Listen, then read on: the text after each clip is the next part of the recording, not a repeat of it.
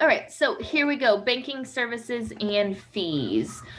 So we're going to describe banking services available to consumers at most banks and credit unions, discuss the cost of them and your responsibilities as an account holder. So what banking services are available? So kind of what can your bank do for you? And they can do a lot of things. Not all get taken advantage of. So payment services. So they can give you a cashier's check, which is a check issued against the bank's funds. So someone might ask for a cashier's check, and that just means it's coming out of the bank's money. You already had to give the bank your money for them to write a cashier's check. It's just a little bit more secure. A certified check is a personal check that the bank guarantees by putting a hold on those funds until payment of that check is made. Again, both the cashier's check and certified check are going to be more secure than a personal check. A money order is a check issued by the bank without personal info like your account number or name. So again, the money's there, but it doesn't have your information on it. A traveler's check is exactly that, used for traveling. Money is taken from your account to cover them. It's a little bit safer to travel with that instead of cash or checks. I think personally, when I traveled back in high school, yes, I had some traveler's checks. But as an adult, now that I've traveled, I just use my debit card everywhere. So I don't know how much of a thing those still are. For some of you guys that travel, does your family use traveler's checks at all? And again, that's going to be like out of the country traveling. And a stop payment is an instruction to the bank not to honor a check that has been issued or lost. So if you lose your checkbook, you misplace one check, you can put a stop payment on it. Automatic teller machines, ATMs, bank cards. We talked about the difference already in an ATM card versus a debit card. Remember, ATM cards can only be used at the ATM machine. A debit card can be used to make purchases. You can often get a credit card through your bank. Remember, a credit card is different in the sense that you don't have the money in your account. They are lending you the money on your credit card and then you pay it off, hopefully each month that you use it. And a smart card is a card that contains a computer chip that stores electronic money.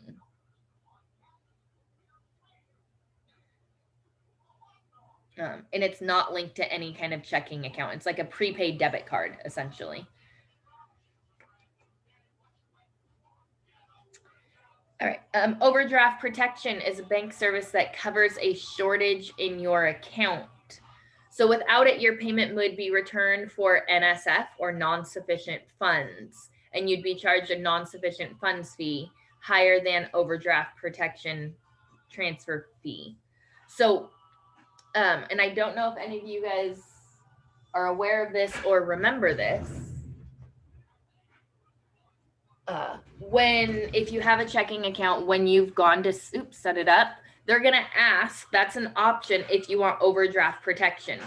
So say you only have $3 in your account, but you go to Starbucks and it's $5. When you swipe your card, do you want them to approve it even though you don't have the money in there, or do you want them to decline your transaction?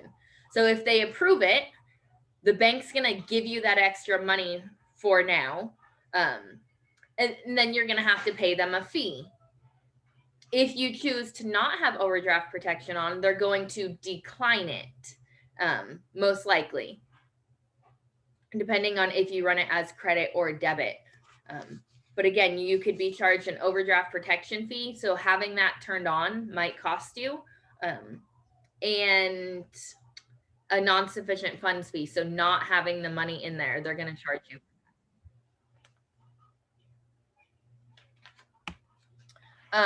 Internet banking is available, I think, through most banks nowadays. You can access your account information online.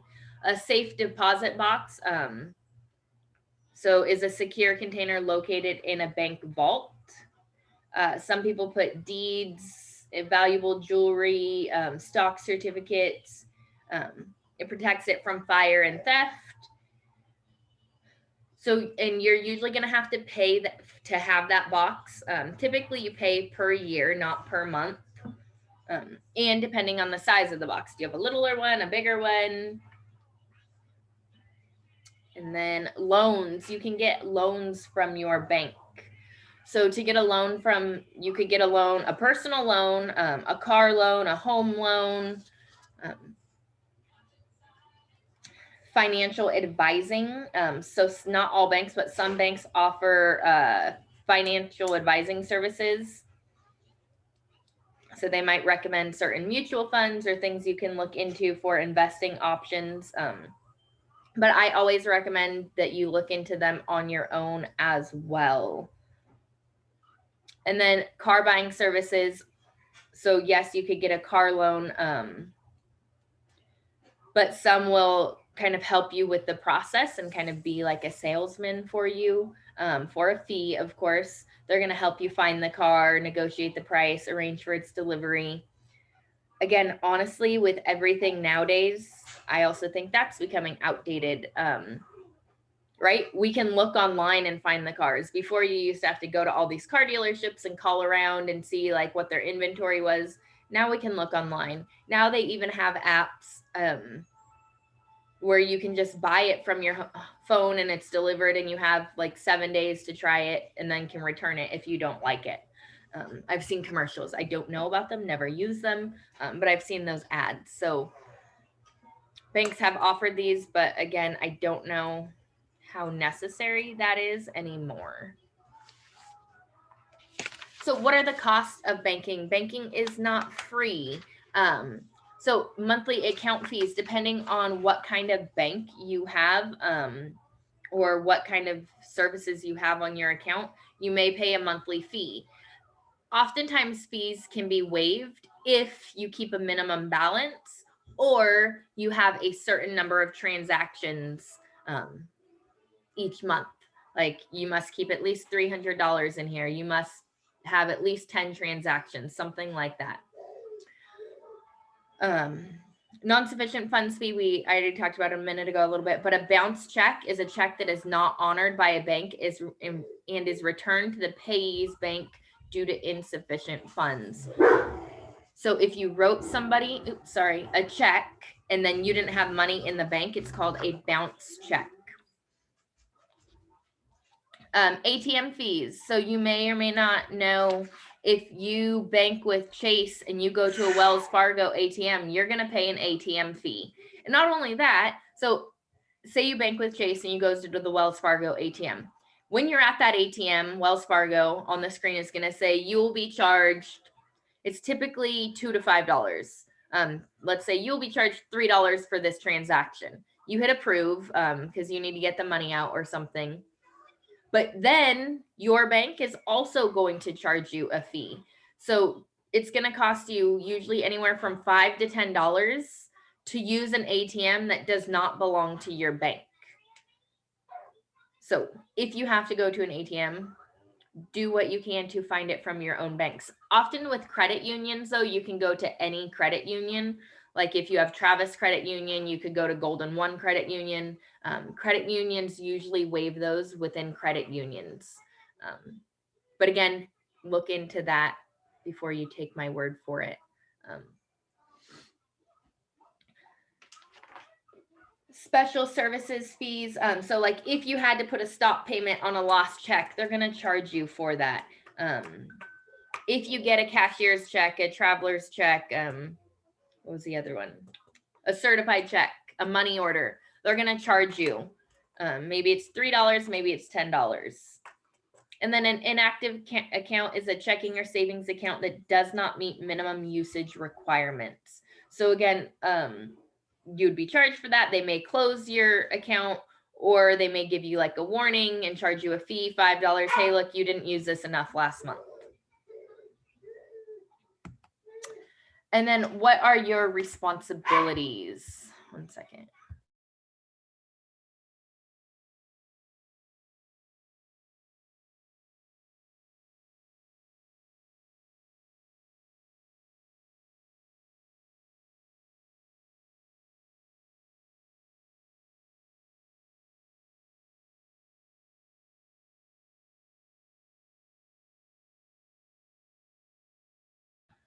Okay, sorry. So what are consumer responsibilities of banking? So maintaining a balance. You want to keep balance money in your account. You don't ever want to float a check, which is writing a check and planning to make a deposit later to cover it before the check is processed. You don't want to do this. Something could go wrong. So the example of floating a check, say you have to write a check for your car payment. You write a check, you put it in the mail, and you're thinking, okay, I mail it, today's Wednesday, it'll probably get there Thursday or Friday. They won't process it probably until Monday, which is great. I don't get paid until Friday, so the money will be in my account by the time they cash it on Monday. But sometimes, you know, something could go wrong. Maybe you don't get your check. Maybe the mail was fast that day. So floating a check is planning to get money later to cover it.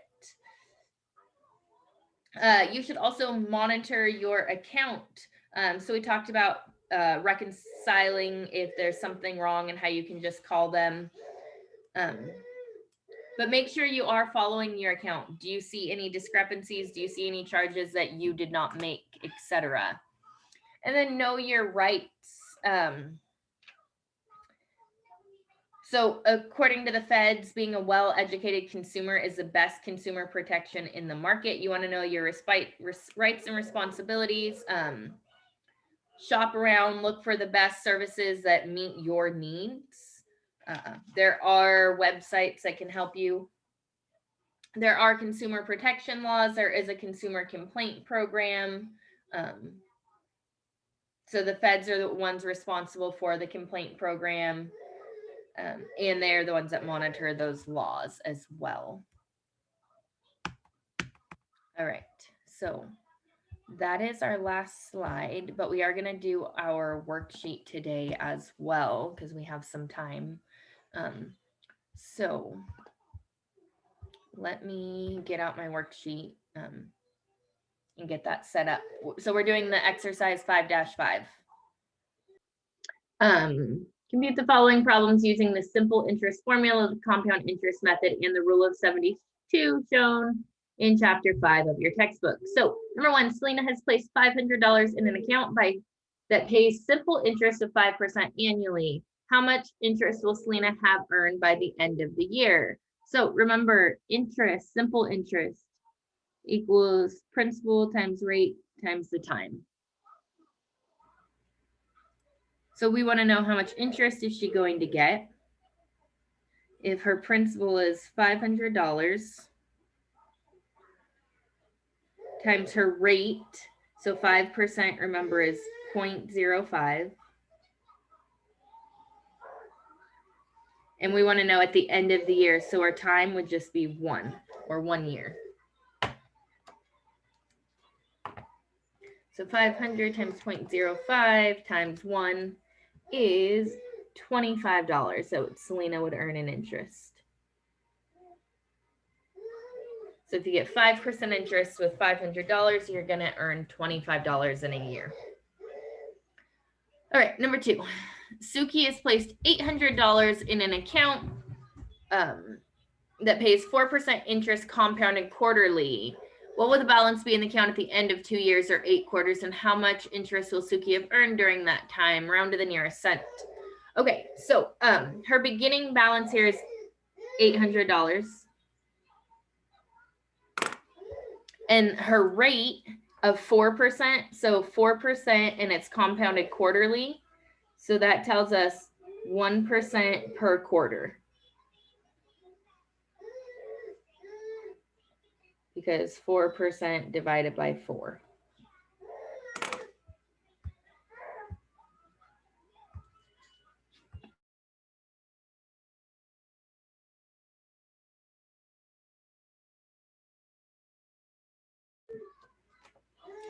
All right, so my rate, 1%, we're going to use 0.01 for both of these. Okay, so there's 2 different ways to do this. So if I want to know how much interest I'm going to get, 800 times 0.01. So there's kind of a lot of work to do here, so we're going to do it in this space. So 800 times 0.01 is going to be $8.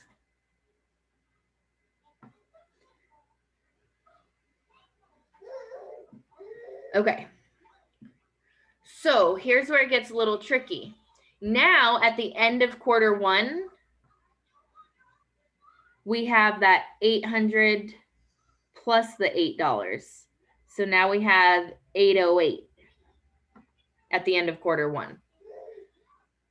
So $8 in interest. So we have 808 in our account. I'm actually going to write in this box our total, not how much we earn in interest. I wish they did both. Yeah, I would prefer to write our total in the box, I think.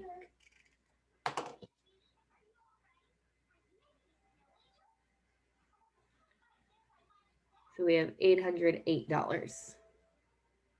So now we take that 808. So that was step one. Now for quarter two, we take 808 and we multiply it by 0.01. So 808 times 0.01 is $8.08. So we had $808 and we add $8.08. So now we have $816.08.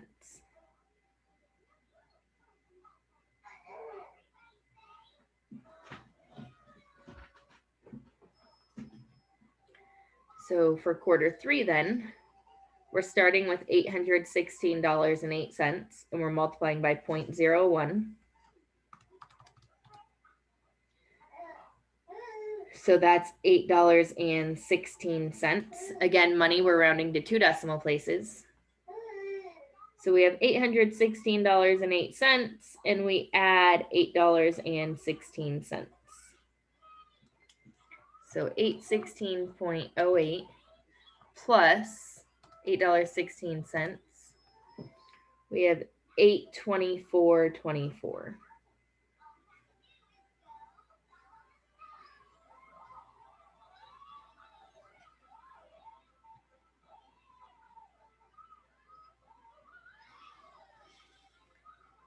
So for quarter four then, 824.24 times 0.01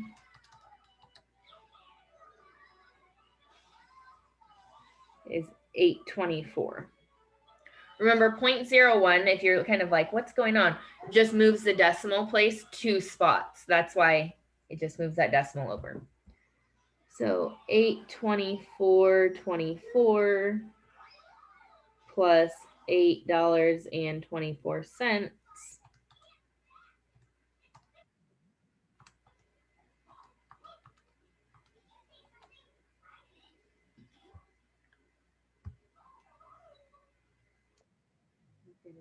$832.48.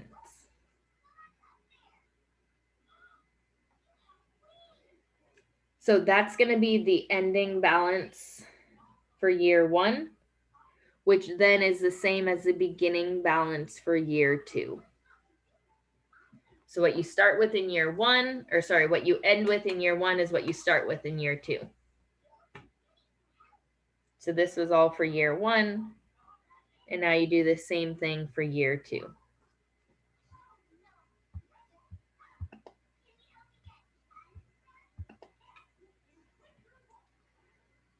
So 832.48